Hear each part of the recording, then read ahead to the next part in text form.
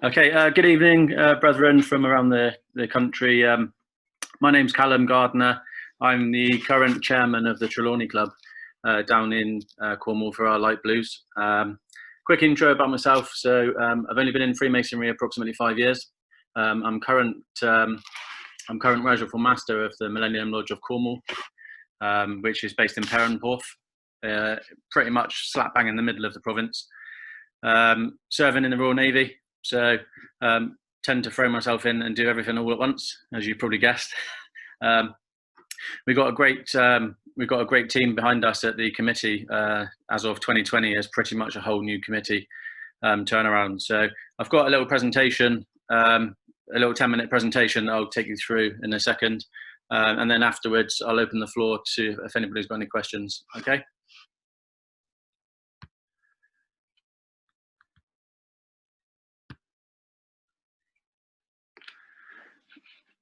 Okay, so as I stated a moment ago, my name's Callum, current chairman of the Trelawny Club. Okay, I'll just run through a few things. So we'll have a little talk about the history of the club and the current key roles that we have got. An overview of the province of Cornwall for those that have never really looked down that far into the southwest. A few difficulties that we do face currently, and then our aspirations for present. The future and what we're currently dealing with. And then obviously, as I said, we'll open up some questions. Okay, so originally the club started in around 2012. A number of the brethren from the province, who are two now lead provincial officers, one of them is actually currently Assistant Provincial Grand Master, David Laity. Over time, various members of the committee has changed, but although we originally started in 2012, it really took its big push in 2017. We had a whole new turnaround of committee members, and we tried to push it with the social media and really step it up, kind of like you guys have been doing. The latest reconfiguring is obviously from March 2020, as I stated earlier in the presentation, and we were all elected into our certain roles, and then obviously COVID hit. So we've all really had a bit of a kick straight away, which we'll come on to a bit later on. So as is the case with all clubs of this nature, membership in the province is automatic to anyone who joins in that light blue form. So we wish to encourage and engage the guys. Having said that, we do actually have quite a few key members of the province actually affiliated with the club, really because we're not trying to discourage anybody. We're trying to be inclusive with everybody, but it kind of does work regardless. We got a couple of members I'll talk about in time. Worship Brother Eugene Clements, who's actually currently the Provincial Grand Mentor. So obviously what comes with his actual role, he also works in a secondary school. So he's got a lot to offer us to sort of, infuse the younger generation. If we get any needs arising, then they're a good liaison for the provincial executives as a direct point of contact. Worship Brother Simon Taylor, who's currently Assistant Grand Director of Ceremonies, and he's actually the Provincial Membership Officer. So if there's anybody you really want in your inner circle for the committee, is Provincial Membership Officer, obviously, is a great advantage. And obviously Simon works in a university campus as well. So we've got some real key players with some good stuff to like I said, to attract the younger members and sort of, maintain that consistency. So although we had some great, we had an AGM in March, and although we had some great ideas, we have obviously with COVID had to take a step back. As we're doing tonight, the Zoom meeting is very much high on our priority list at the moment to sort of get those ideas flowing, etc. Current history of the club. I'm the chairman.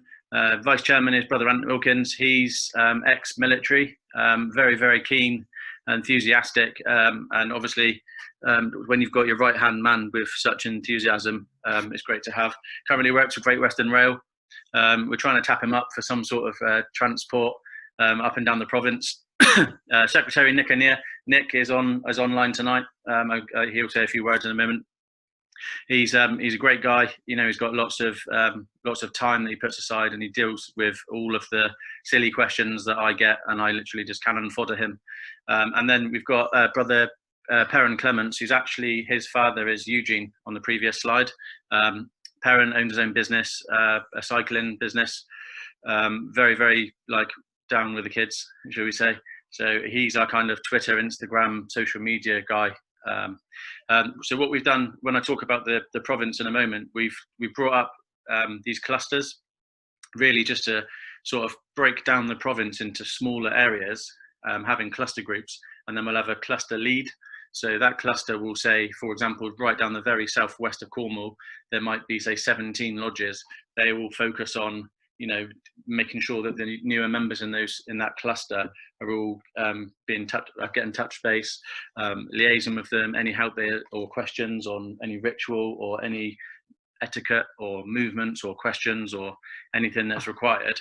And we've got those cluster leaders throughout the whole of the province. So I was talking to Mitch Bryan the other night about Salisbury Plain being an issue for location, and we're pretty much the same. So it's a bit of a blurred photo of the Cornwall one, but right in line with Newquay, we've got Bodmin Moor, and it's just a huge 30-mile sort of stretch where there's not a lot available. So for us to go the east and west Cornwall divide to do any visiting, it's like a 2-hour drive of like really, really rural roads. At best, you're going to get a dual carriageway. So Bodmin being the hurdle that it is, these cluster groups work quite well because we've actually got members who are actually in the east and the west who are making sure that the Trelawny Club is becoming sort of spread to the deepest, darkest extremities of the southwest of the province of Cornwall. So that's something that we're trying to push out at the moment. And then within those clusters, we're going to talk about the official meetings. So initially, when we started with regards to the Trelawny Club going and visiting, it was almost a bit of like the same sort of circle of 4 or 5 people that would go to, for example, half the province and down to the same sort of lodges that they were all affiliated with anyway.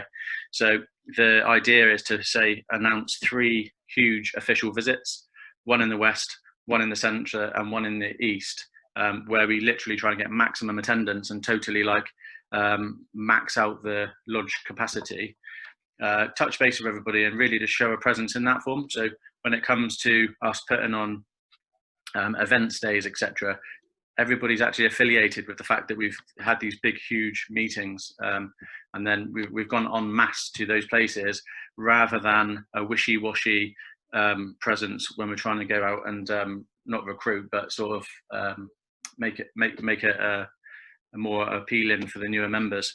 So as you're probably aware, Cornwall is quite a bizarre shape, with it long and thin, and it's a 2-hour stretch. For you to go from, for example, I live down in Hale, which is right down near St Ives. For me to go to Saltash, it's like an hour and a half up, then the whole meeting, and then an hour and a half back. It does have its issues. So that being said, we have got 1,422 light blue members in the province, which is a huge number, and it's only about 100 out from having the same in provincial. So we're about the 2,700 mark active members currently in the province. It seems to be positive. We don't have as many resignations in the last couple of years from new joiners that were brought into the fraternity and then sort of left to go stale. The mentorship and the inclusiveness of the light blues clubs and the little smaller cluster groups is starting to show, and people are maintaining that attendance, and they're not resigning. So it is a hard place to get to, but we try and push on. So I'll move on to the next slide. Topography, I've already talked about that. Time is a huge factor for guys to get around. The main issue for the topography part is that if we're going to do a social thing, it needs to be central, that the east and the west guys can go. So places like Newquay and Virgin on the St Austell mark, which is the halfway point, seems to be like a recommended sort of distance for everybody to make the hour trip into the centre rather than obviously going out and about. I think historically there's a big push for the Trelawny Club in the south, but in the north of Cornwall there was people that wanted to get involved that didn't really have the ability. So demographically, we can see that the Cornwall has tightly linked to the topographical issues, and also as a fact that Cornwall doesn't have as many like higher paid jobs, and it tends to be the relocation issue. So like an average wage of, for example, the train drivers down here is completely different to, say, up in London or in the big cities. So even in the same sort of qualified jobs, people aren't sort of matching the pay, and as a result, it has a difficult push on Freemasonry and getting out and doing the extracurricular socialising.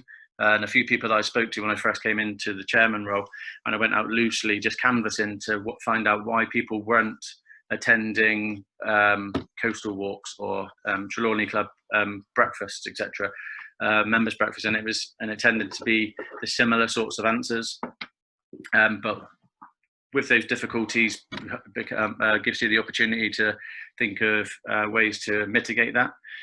So if it's an older new joiner, say for example someone who's joined Freemasonry late in their life, they may be put off with something that maybe the younger light blues will have been keen on, so motorsports or something that's like quite intense. So you just got to try and put those ideas out there and canvass what the interest is throughout. So last one, COVID-19. Obviously, I mentioned it before. Our AGM was in March. We all got placed on our places. So, for example, we had about 3 weeks where I was chairman. COVID came in, and then it's literally put the brakes on to us. So, ideally, we're looking at putting those ideas on brainstorms and putting them together so that we can then push forward for the present and the future. So hopefully, fingers crossed, we roll over this committee positioning for another year, so we actually get an opportunity to sort of make an impact. We've had some really, really good guys down in the province over the COVID-19, where they've been helping out with volunteering for the NHS, working with blood bikes, fetching and carrying for older, shielding their own isolated brethren, etc. A couple of the temples down in Hale have just had a refurb from a couple of the guys that all the gates outside were looking all rusty, so they've literally stripped them right back, repainted them, painted nice gold squares and compasses, and renovated doors, and done a lot of the DIY work that maybe the temple probably needed, but there was that sort of time-bound thing where we couldn't sort of shut the temple down for a certain amount of time to actually get that DIY done. We've some guys that have been furloughed or have been at home have actually put their time and got out and done some really, really good work. So there's some great stuff to get back in the chair and look at pushing. So looking forward, we're individually with a few Zoom meetings, etc., starting to plan social events, fundraising for our festival. So our province has got a 2024 festival. So we're currently about 18 months into the festival. It's obviously taking a big chunk of our time now where we're not raising money for that. So the Trelawny Club will be looking at working alongside the province team to put on some big official visits and events, and then start gaining money into that festival.